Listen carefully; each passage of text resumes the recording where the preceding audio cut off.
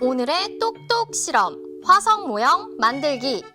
준비물은 찰흙 반대기, 찰흙판, 알지네이트 반죽, 조개 껍데기가 필요해요.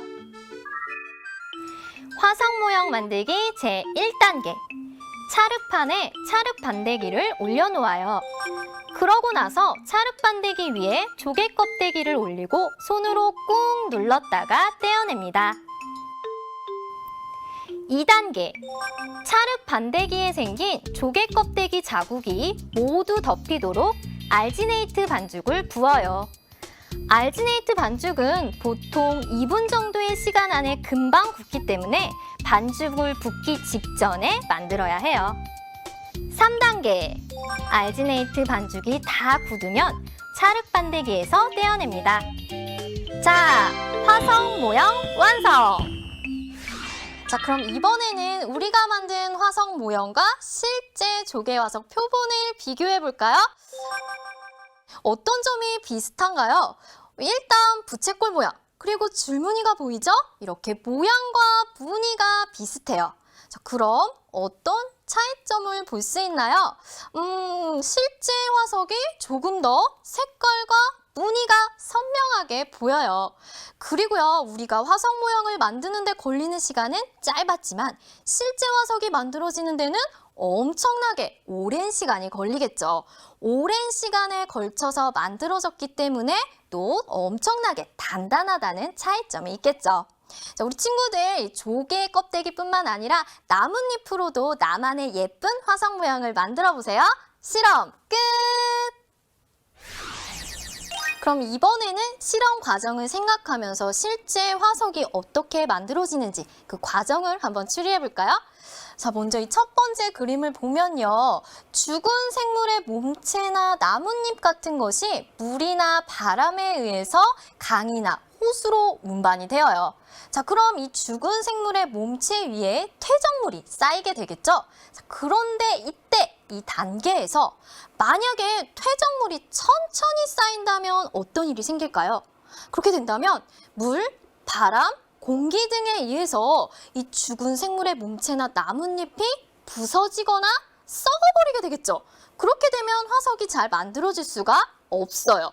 자, 그럼 여기서 알 수 있는 화석이 잘 만들어지는 조건, 바로 생물의 몸체에 갑자기 빠르게 퇴적물이 쌓여야 한다는 거죠. 이 부서지거나 썩어버리기 전에 빠르게 쌓여야 화석이 잘 만들어질 수 있어요. 그리고 또 하나는요, 이렇게 생물의 그 뼈나 이빨 또는 줄기와 같은 단단한 부분이 있으면 아무래도 화석으로 남을 가능성이 더 크겠죠. 따라서 두 번째 조건은요, 생물의 몸체에서 단단한 부분이 있으면 화석이 만들어지기 쉽습니다. 자, 이렇게 퇴적물이 빠르게 갑자기 쌓이고요.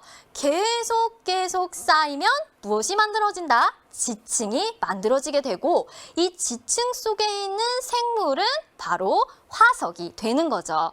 자, 그럼 이제 지층이 지구 내부에 큰 힘을 받아서 우뚝 솟아오르게 되고 깎이고, 더 많이 확 깎이면 바로 이렇게 화석이 우리 눈에 발굴이 되게 되는 거예요. 자, 화석이 만들어지는 과정 이해가 가나요? 자, 그렇다면 이번에는요, 이 실험 과정과 화석이 만들어지는 과정을 한번 비교해 볼까요? 자, 우리가 한 이 실험 과정이요, 각각 이 실제 화석이 만들어지는 과정에 어떤 것에 비유가 되는지 한번 생각해 볼게요. 자, 일단 화석이라는 거는요, 어디에 만들어진다?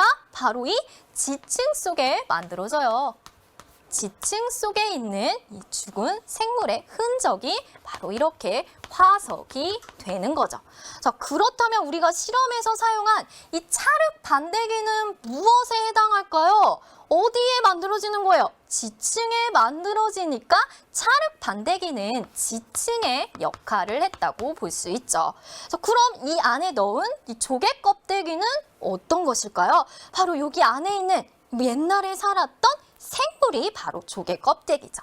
실제 과정에 옛날에 살았던 생물이 바로 조개 껍데기였어요. 자, 그럼 이렇게 조개 껍데기로 꾹 눌러서 알지네이트 반죽으로 만들었는데 이 찰흙 반대기에 찍힌 조개의 겉모양과 알지네이트로 만든 이 조개 형태는 무엇일까요? 바로 우리가 이거 발굴했어요. 뭘 발굴한 거예요? 바로 화석을 발굴한 거죠. 따라서 이것은 화석에 해당되는 거예요. 이 찰흙 반대기가 지층, 이 지층 속에 있는 생물의 흔적이 바로 화석이 된 거죠. 그럼 이번에 아주 중요한 거 하나 남았죠? 바로 실험 관찰의 하이라이트, 실험 관찰 노트 함께 작성해 볼까요? 오늘의 실험 제목, 화석 모형 만들기였습니다. 어떤 준비물을 사용했었죠? 지층에 해당하는 찰흙 반대기, 그리고 찰흙판, 알지네이트 반죽, 그리고 옛날 생물의 역할을 했던 조개 껍데기가 필요했어요. 자, 실험 어떻게 했었는지 한번 생각하면서 그림으로 한번 그려볼까요? 자, 어떻게 실험했었죠? 찰흙 반대기에다가 조개 껍데기 꾹 눌러서 무늬를 만들고 거기에 알지네이트 반죽을 부은 다음에 한 2분 정도 기다렸다가 굳어지면 딱 떼어내서 예쁜 화석 모양 만들었었죠? 자, 그러면 이제 중요한 것, 이 실험을 하면서 친구들은 무엇을 알게 되었나요? 우리 알게 된 점 함께 생각해 볼까요? 선생님은요, 이렇게 한번 정리해 봤습니다. 아주 오랜 옛날에 살았던 생물의 몸체나 활동한 흔적이 어디에? 지층 속에 남아있는 것이 바로 화석이다. 그리고 화석이 만들어지기 위해서는 생물이 지층에 묻히고 그리고 어떻게 돼야 할까요? 그래요. 바로 굳어져야 한다라는 걸 알게 되었죠. 자, 이렇게 화석이 만들어지는 중요한 과정까지 정리를 해보았는데요. 그럼 오늘은요, 우리나라에 있는 공룡 화석을 찾아서 전라남도 여수로 가볼까요? 여기는 전라남도 여수에 있는 사도라는 작은 섬이에요. 이곳은 공룡들의 놀이터라고 불릴 정도로 많은 공룡의 흔적을 찾아볼 수 있는 곳인데요. 사도와 이 부근에서 발견된 공룡 발자국 화석이 무려 3,800여 개라고 해요. 와, 이것 좀 보세요. 정말 거대한 공룡 발자국 화석이네요. 이곳에서 공룡이 지나간 발자국 흔적이 84km나 발견되었는데 세계에서 가장 긴 길이라고 하네요.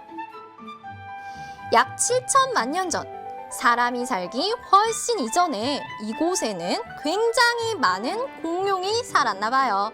수천만의 세월이 만들어낸 역사의 흔적, 정말 놀랍네요.